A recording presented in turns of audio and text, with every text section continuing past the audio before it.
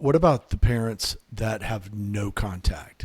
Is there hope for them? My advice to every single parent, without exception, is go and learn about alienation. Really understand what your kid is going through.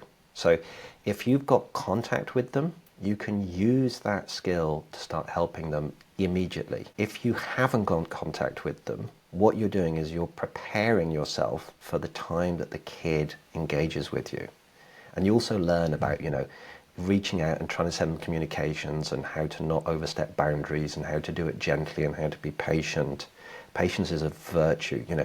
People say patient of a saint. Well, that is nothing compared to what we as alienated parents have to do. And we have to have patience and love that extends beyond anything we ever imagined we were going to have to exercise for. If anything, it teaches us love, because we have to be so loving and give our children latitude that is kind of done at our own personal expense. We have to go through the pain to reduce their pain.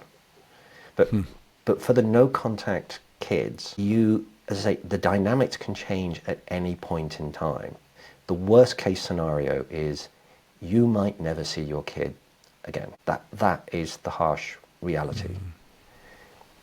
And that also links to another theme which we should cover about how you need to carry on conducting your life regardless of where you are on that spectrum of contact, no contact. But for some people, they will not have contact with their kids. For some people, they will have very limited contact with their kids, and it will always be a very strained relationship. And that's because our kids are not going through their own healing process and have the ability to deal with rekindling with us. But we as parents always need to be prepared for helping our kids as much as we can. So there is a massive bear trap again. If a kid reaches out to you and you're not prepared as a parent, you're gonna screw it up in most instances. And one of the big traps we fall into is we think, yippee, it's been 1 year, 5 years, 10 years. My kids reached out to me. They want to have a conversation. Now's my time to set the record straight. And the kids basically put a tiny little toe into the water to see if it's safe to go in. And you slam dunk them with this enormous tsunami of all this stuff you've been penting up for years and years and years, which again, that's all your stuff in your universe. Right. That's why you need to get rid of that stuff. Deal with it. And that's where I spend most of my time with parents, is helping them deal with the stuff in their universe. Because if you hit the kid with a tsunami, they're gone. They're gone. If they didn't see you for 1 year, they might not see you for another 1 or 2 or 3 years. So we have to learn as parents, and it comes back to the thing, never talk about alienation. You have to be careful that in sharing with your child the stuff that you were doing when they were alienated is reminding them of alienation. Gotcha. And as I said at the beginning, the conversation they don't want to have is about alienation. So your relationship with your kid is always about today, never the past. It's today and tomorrow.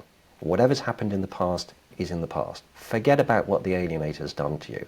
Forget about what the kid has done to you. It's just today and tomorrow. And I say to all parents, because there's this big thing called injustice. I say, you've got a tongue for 2 reasons. First thing is to help you communicate to people. And the second one is it gives you something to bite down on when you're getting triggered or you want to say something that you need to just bottle up. So get used to having a cast iron tongue, because you're going to be, until you heal everything in your universe, you're going to get triggered a lot.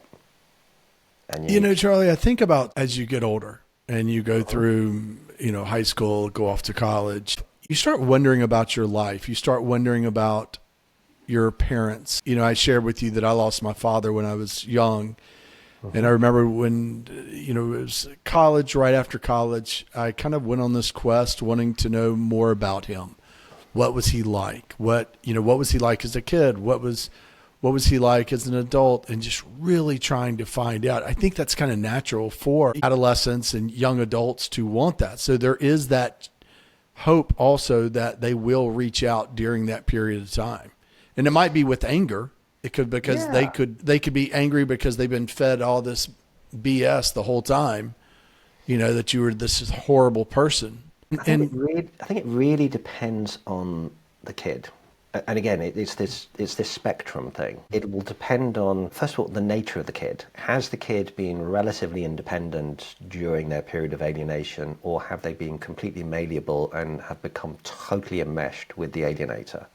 Which can happen. There's also the degree of the alienation. So, were they in that kind of less alienated, or have they been severely alienated?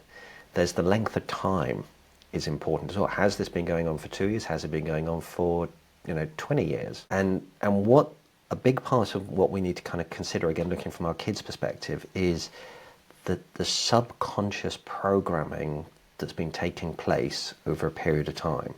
And one of the things that the alienated kids struggle with is their conscious mind can become curious and say, I want to reach out to my mum, I want to reach out to my dad. But then their subconscious mind is saying, yeah, but if you do that, you're going to get into trouble. And so they've got this like battle going on between conscious and subconscious mind. And we all do the same thing.